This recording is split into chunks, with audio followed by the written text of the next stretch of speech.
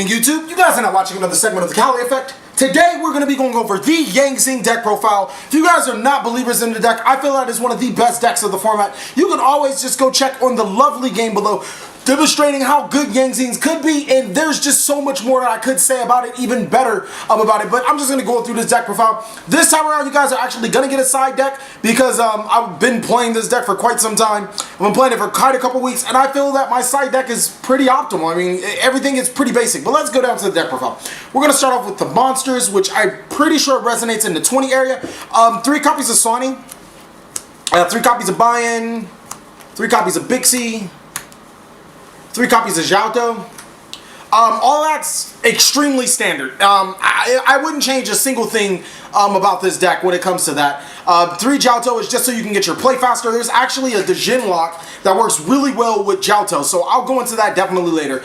2 copies of Chaiwen, the Zephyra Zing, the level 6 guy, Tawadi, the other Zephyra Zing, the level 3 guy, and then we're going to sum up the monsters at 3 copies of Effect Veiler. Now, these 2 Zing monsters, to be honest with you guys, I could really care less about.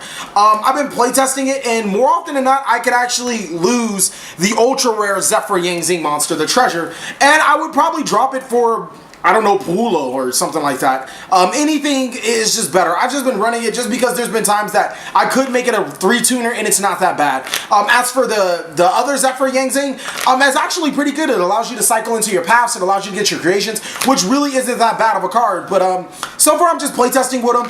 The build that went undefeated did not run either 3 of these. I just ran the 3 Effect Veilers, 3-3-3. I ran triple Chaiwen and I just kept it pushing like that. It was a really good deck.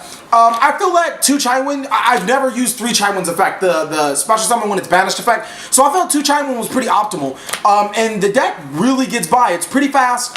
If you don't get your combos going off, then you flip some of your Zing monsters, whether it be your zeros or whatever, and you start ramming into them so you can get off your Zing cards. Ultimately, like I said, the Pendulum monsters were not ran in the deck that went undefeated. It was a 3rd copy of Chaiwen. I didn't main Tawadi, and I just ran more spells and traps. I think I ran Soul Charge and Mind Control. But ultimately, this is what you see is what you get. I feel like this is the optimal build. On to the monsters, or I'm sorry, the spells. Since I don't really have much room. The spells are really simple. 3 copies of Path, 2 Dark Hole, and a Red Geki. That's it. That is nothing else needed. Dualities, don't need them. Soul Charge, don't need it. Mind Control, don't need it. Why? I just felt those cards were not here nor there. Granted, the Mind Control was actually pretty nice. I could take my opponent's Trishu, in the Necros matchup, I check any other monsters, and just about fuse or synchro with them. Or not fuse, but obviously synchro with them. Path, I feel like 3 is so necessary just because if you do draw multiples, Jiaotou is your answer. And then on top of that, it's your Pot Avarice. You denegging this deck so much, the paths are just there. Dark Holes are really good at getting off all your Zing combos, especially if you have multiple creations on the field. If you Dark Hole yourself and your opponent has no monsters, then more often than not, you're probably going in game because you're destroying your own monsters. And then Raigeki is there just because it's Raigeki. I already run so much destruction in this deck. I don't want Necros to be able to take off the matchup. I don't want Satellites to be able to establish so many boards that I can't get over, so why not just run the Dark Holes and the Raigekis? Now for traps, this is actually where it gets a little more tricky. We're going to be running 3 copies of Zing Creation. Really shouldn't be much else to say about that. 3 copies of Mistaken, the main board. 3 copies of Breakthrough Skill, 2 Mirror Force, Needle Sealing, Skill Drain, and Torrential. I think the biggest thing that I want to talk about is the mistakes. I feel like they're mandatory in here. 87 Show Enough, shout out to him. He brought me back to Zing Master Race. I was running 2. I don't think I was running any mistakes. And he was like, you got to try out mistake. I believe in his build, he was running 2. I run 3. Why? Because I want to see mistake. Secondly, because I don't search. Unless it's the new Zing card, I don't search whatsoever. Thirdly, you open up a mistake against, Nutella, you win. You open up a mistake against, Necros, you win. You open up any mistake against any search heavy deck, you win. Why not run a card that's going to give me an auto win against most of the decks in the format, especially since I search whatsoever, 0. If worst case scenario comes, I can use it for Boxia food and special summon more Zing monsters in my graveyard. So it's like, it's not that bad of a card.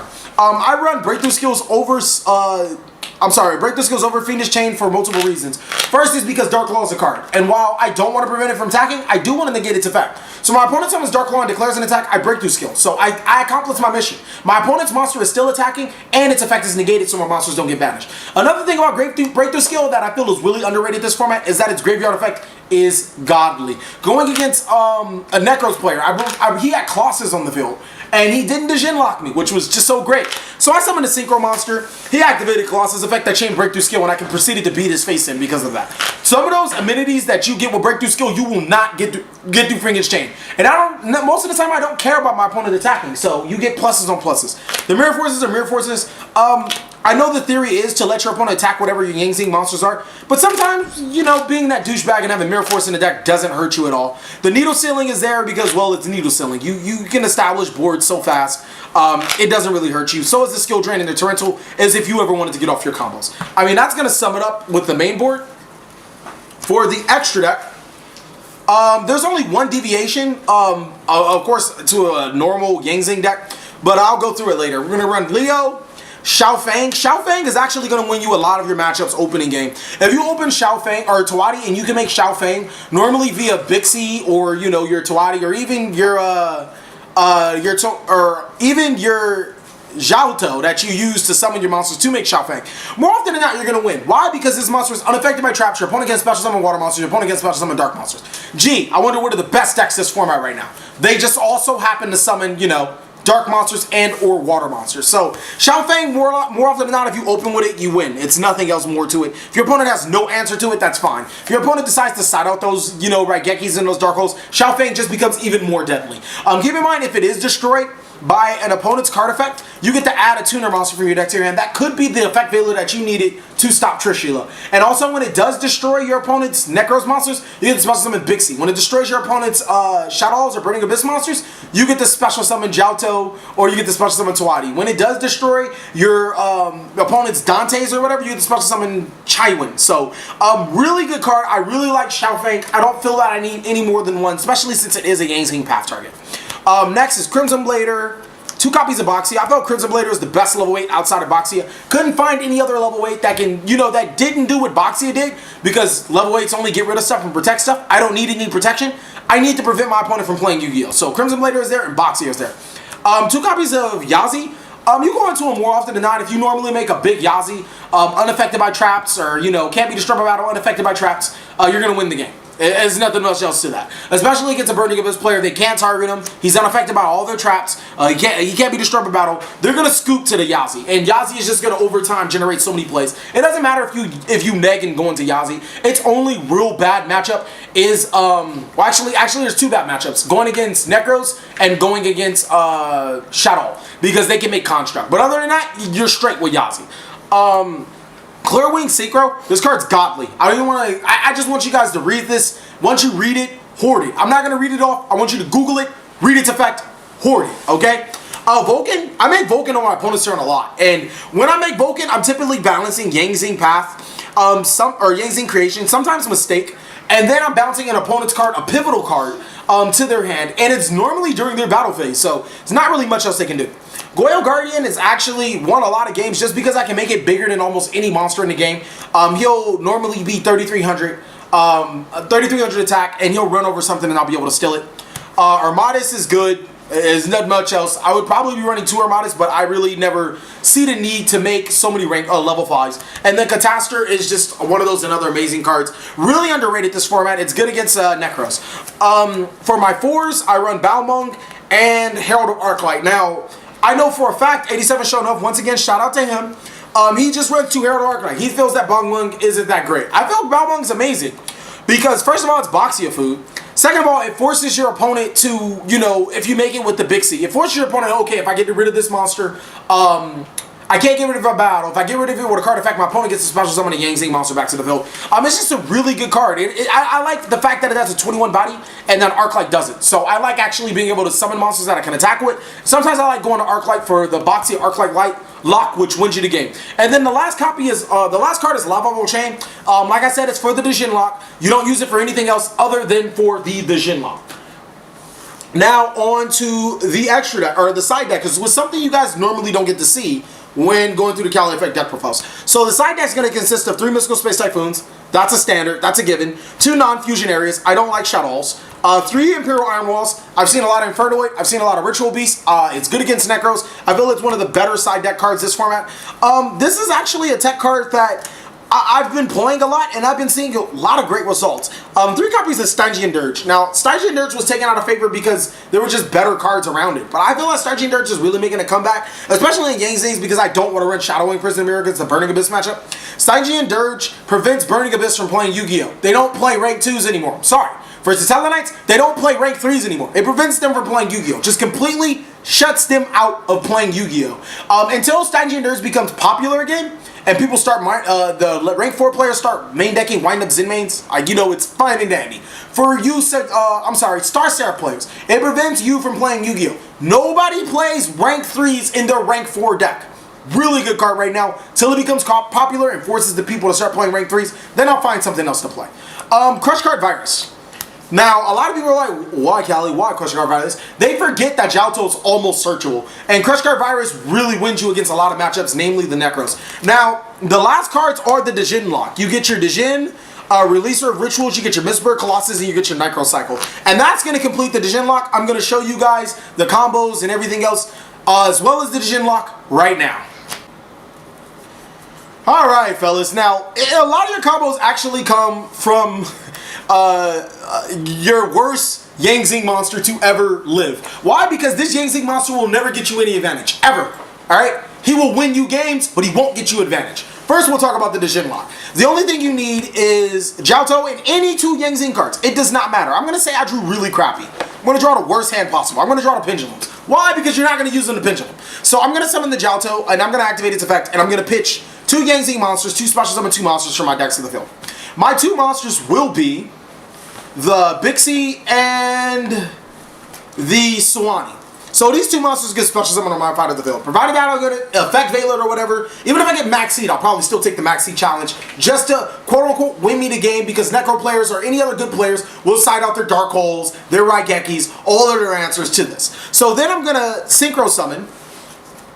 And with that Synchro, I'm going to make Herald of Arclight. Now, you can put it in attack, you can put it in defense. I'm going to be cute, and I'm going to put it in defense. Then, furthermore, I'm going to Exceed someone with that Herald of Arclight to make Lava Volt Chain. And this is where you guys are like, hold on, Cali Effect. This seems really good. We're going to activate the Lava Volt Chain. I'm going to pitch the Herald of Arclight. And with that, I'm going to pitch the Djinn monster. Where did I put that Djinn monster? Haha! I'm going to put the Djinn monster. Now, Herald of Arclight effect would activate. If you guys did not know, I guess I just used the Necros effect for it. We're going to add Colossus. Now we're going to activate Colossus. Colossus is going to search us the Cycle. Now guess what? We're going to activate Cycle.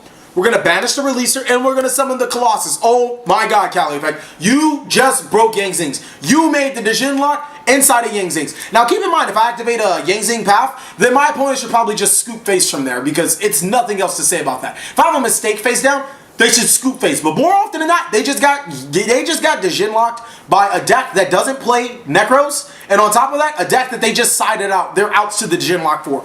Really interesting combo. I really feel that after I make this video, it's going to be almost next to nothing, because everybody will prepare for it. But then again, if they do keep in their Raigekis and their Dark Holes, you can make them pay for it by, you know, forcing them to destroy your Yang Zing monster. So it's all good. Another combo revolves around, you won't believe it, Jiaotou. So Jiaotou's effect is going to special summon you Bixie and where is his face? Bayan. And guess what? You're just gonna, if as long as you know you're not playing against Shadow or Necros, you're gonna make this really comfortable card, and it's gonna win you the game. This monster cannot be destroyed by battle, and it's unaffected by traps. It also cannot be targeted. So no Book of Moon, no traps, no nothing. Alright? The only thing that's gonna get your opponent out is a Dark Hole or Raigeki. The Dark Hole and Raigeki or Yazi, you're gonna get an effect. You wanna know what that effect is? It's something amazing. You get to special summon a Yang Zing monster from your deck to the field. Oh my god, it replaces itself already. And guess what? I already have path targets, so that just makes the deck just so much better. Another thing you can go into, oh god, I'm just killing myself. Oh, also, if you start destroying your Yang Zing monsters and you start cycling through cards, cycle into him, and then you can destroy him with Yazi, and then add Path to your hand. And Path's gonna cycle those, you know, back into your deck and get you 2 free draws. But how we going to Xiaofeng? Guess what it starts with? Jialto. Oh my god. Jialto's just the best card in the world. I'm going to start off by pitching, you know, my dead cards. Because I always draw dead in Yang Zing. I'm lying. I stack. I always draw the most amazing hands since sliced bread. So I'm going to discard both of these loser Yang Zing monsters that, like I said, I don't like him, but I'm playing with him. And so far, he's better. He's like, I've never used his effect, but I know it's going to kick me in the ass once I figure out why he's so good. Because I'm pretty sure he is. Base Konami would not give us bad Yang Zing support. We're going to special summon you. And we're going to special summon you. Now, guess what? Now we can make Boxia. And Boxia is unaffected by traps. And yeah, it's going to bounce 3 cards to your opponent's field to their hand. There's so many combos. I'm going to show you one more with Jialto. Just Jialto, alright? Jialto's effect, we're going to pitch those 2. Pretty useless, right? We're going to make them very useful. Why? Because we're going to make them into a monster that your opponent's going to regret. We're going to special summon you, and then we're going to special summon the water guy. Where's that water guy? Now, gee, I wonder what level that makes. Eric, can you tell everybody what level that makes? 9. It makes 9? Oh, man. Look at this Xiao Fang right here. Oh man, and guess what it was used for? It was used with a dark and a light and a dark and a water monster. So if your opponent's playing Shadow or Yang Zing, they're gonna have a tough time. Yes, they can make You mean Shadow? Yeah, if they're playing Shadow, they can make Construct and they can run over it. You'll add an Effect Veiler, and then you'll just start doing crazy stuff. It's not like you can't make him with Chaiwin and then just really screw their day. So, I mean, it's all good if they want to do that. But if you're playing as, like, BA or Necros, they can, you know, tuck their tails between their legs and kiss their ass goodbye. I'm pretty sure I got that from, like, a Toy Story movie and just, like, added explicitness to it. Now, the next thing, one thing that you guys should know about Yang Zing is that if they are in Chain Link 2, so if their destruction is in Chain Link 2, then they will not be able to activate those effects. So, for example, I'm going to make Darkhold a quick play for 1 quick second, right? So, or actually, no, we'll do it this way. My opponent decides to declare an attack, right? And I'm going to activate, does it go Mirror Force first? Activate Mirror Force. No, then Mirror Force will be Chain Link 1. I'm sorry. Activate Mystical Space Typhoon first, and then I activate Mirror Force. Well, Chain Link 2 is Mirror Force. It destroys all my opponent's Yang Zing monsters. And then Chain Link 1 is Mystical Space Typhoon. Since the last thing that happened was the destruction of my spell and trap card, my Yang Zing monsters can't activate their effect. That's one thing that you guys need to watch out for. Also, another great thing that you need to watch out for, Dark Claw does not mean the end of the world. Because these nifty cards, Yang Zing creation, the only thing the monster has to do is be destroyed. So, as long as it fulfills the requirements of being destroyed, you flip a creation, bam! You special summon a whole bunch of Yang Zings, you make Boxia, you put Mass Hero Dark Claw back into their deck. You're back on the roll. You guys want to abuse the fact that all of these Yang Zing monsters, they can synchro on your opponent's turn, your main phase and your battle phase. At first, I thought that was like the worst effect ever. And then I started Boxia my opponent on their turn. And it was not cute for them. It practically wins you games. The last thing is so you guys aren't like looking at these Yang Zing like, oh, Cali effect, what all of these do? I'm not going to tell you what they do, alright? They all have amazing effects when used for the synchro summons for the exception of the tuner. The last thing is that whatever stat has the 0, that is what you would summon the Yang Zing monster in. So for example, Jialto has 0 attack. All your Yang Zing monsters special summon through the effect of Jialto will go in attack position. Fucking Bayan has 0 defense. All the Yang Zing monsters special summoned by Bayan will go in defense position.